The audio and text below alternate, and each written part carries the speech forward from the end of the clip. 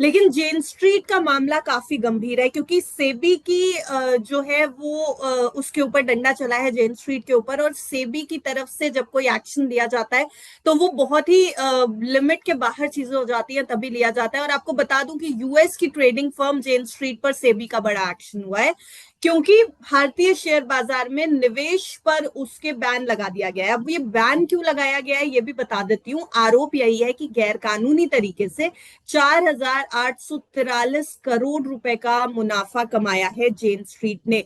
भारतीय बैंकों में खाता खोलकर राशि जमा करने का यहाँ पर ऑर्डर दे दिया गया है सेबी की तरफ से। जेन स्ट्रीट को यह कहा गया है कि वो भारतीय बैंक में खाता खोलकर ये राशि जमा करें, और फर्म अगले 3 महीने में सभी पोजिशन स्क्वायर ऑफ करे, ये भी सेबी ने कहा है। सर, ये जो सेबी की जो खबर आई है, सेबी ने ऐसा क्या कुछ किया है जिसको नियमों के खिलाफ माना जा रहा है, और क्या सच में सेबी माफ कीजिएगा, जेन स्ट्रीट ने ऐसा क्या कुछ किया है जो नियमों के खिलाफ माना जा रहा है, और सेबी को आखिर ये एक्शन क्यों लेना पड़ा है? देखिए, मुद्दा अप्रैल 2024 का है। इनकी जो एंटिटीज थी, जेन स्ट्रीट और उनकी एंटिटीज, इसके खिलाफ सेबी ने जांच करनी शुरू कर दी थी और कुछ ऐसे एविडेंस मिले हैं जिसके कारण ये पता लग रहा है कि मैनिपुलेटिव प्रैक्टिसेस हुई हैं जो जेन स्ट्रीट ने करी है। यूएस की ट्रेडिंग फर्म है।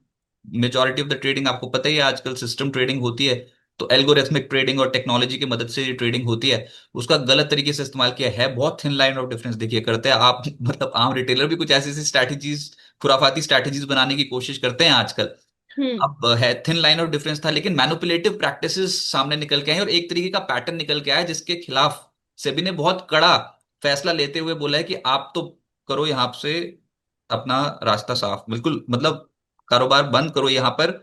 आप मार्केट में ऑपरेट नहीं कर सकते हो हमारी मार्केट में। वो इसलिए क्योंकि वो जो स्ट्रैटेजीज बनाई थी मेजरली ऑप्शंस के थ्रू बनाई थी, और साफ तौर पे पता लग रहा है कि वो ऑप्शंस पे आप मैनिपुलेट कर रहे थे मार्केट को, पूरी मार्केट को। बैंक निफ्टी ऑप्शंस पे आपने ट्रेडिंग कर रखी थी। मैं आपको इनका कुछ ट्रेडिंग पैटर्न अगर बता पाऊं तो उसमें ये कि जो इनका पैटर्न निकल के आया उसमें ये है कि ये पुट कॉल पैरिटी पे काम करते थे। शब्द भारी भरकम है, पर इसके जरिए आप आइडेंटिफाई कर सकते हो कुछ ट्रेडिंग अपॉर्चुनिटीज। और एचएफटी ट्रेडिंग आपको पता ही है कि बहुत हाई फ्रीक्वेंसी ट्रेडिंग में हम्म। ये काम करते हैं। जब भी एल्गोरिथमिक ट्रेडिंग होती है तो पहले तो बैंक निफ्टी एक्सपायरी वाले दिन बहुत भारी मात्रा में बैंक निफ्टी फ्यूचर्स उठाते थे, कैश सेगमेंट में बैंक निफ्टी, उसके बाद कैश सेगमेंट में कुछ स्टॉक्स उठाते हैं, और साथ ही साथ फिर निफ्टी, बैंक निफ्टी की ऑप्शन जो थी उसको भारी मात्रा में बेच देते थे एक्सपायरी वाले दिन। ये हम्म। मॉर्निंग का टाइम था। और उसके बाद आफ्टरनून में आते आते जेन स्ट्रीट की जो एंटिटीज थी वो एग्रेसिवली सेल करती थी huge amount of bank Nifty futures, और इस तरीके से ये पूरी मार्केट को इन्फ्लुएंस कर देते थे। अब ये हम्म। तो फाइनेंशियल मसल है ना इंस्टीट्यूशंस के पास, वो तो कर सकते हैं। फंसता कौन है? आम निवेशक फंसता। वो तो सोचता, आप सोचो अब ये इतनी बड़ी सीख है, आप किसके खिलाफ लड़ रहे हो भाई साहब?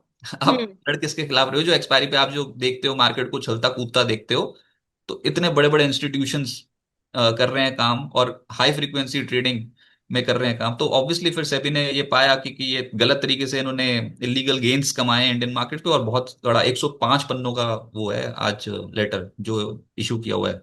सेबी ने बताया है प्रॉपर मेथोडोलॉजी किस तरीके से काम करते हैं उसमें। हम्म। साफ तौर पे पहले बताया गया कि कौन सी एंटिटीज इन्वॉल्व हैं, पूरा एक्सप्लेनेशन दिया किस तरीके से वो काम करते थे, कैसे बैंक निफ्टी और फिर उसके कॉन्स्टिट्यूएंट्स में वो हम्म। कैश में पोजीशन बना के और फिर ऑप्शंस को दबा देते थे। और उसके बाद फिर प्रॉपर मेथोडोलॉजी बताई है, मैनिपुलेटिव स्ट्रैटेजीज बताई हैं सेबी ने उस लेटर में, और किस तरीके से लीगल गेन्स कमाए हैं। तो उसके बाद वो बोल हम्म। रहे हैं कि किसी भी ये जो भी हैं, जितने भी इनके पास अभी जो भी पोजीशंस पड़ी हैं उसको 3 महीने जी। के अंदर अंदर आपको निपटाना है, हम्म। और पैसा आप ले जा नहीं सकते। तो अकाउंट खाते वगैरह ब्लॉक।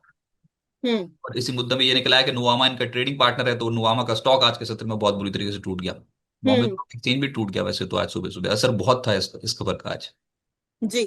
सर, आगे भी रहेगा बाजार पर इसका असर? इस खबर को लेकर के बाजार अभी और नर्वस रहेगा? हालांकि आज हफ्ते का आखिरी ट्रेडिंग डे है, लेकिन अगले हफ्ते क्या ये नर्वसनेस ट्रांसफर होगी बाजार को? देखिए, ये तो अभी एक ही है ना जिसमें ये जांच चल रही है, तो क्या पता है ऐसी और कोई जांच भी चल रही हो। लेकिन हम्म। हमको ये समझ में आया कि अब सेबी स्ट्रिक्ट है इन चीजों को लेते हुए। और मैं फिर कह रहा हूँ there is a very thin line, क्योंकि अब सब टेक्नोलॉजी के ऊपर ही आते चले जा रहे हैं ना। आपने देखा ही है कि आर्टिफिशियल इंटेलिजेंस का कितना जोर है जो स्टॉक मार्केट पे है इस समय, और आर्टिफिशियल इंटेलिजेंस से भी तो यही काम हो रहे हैं।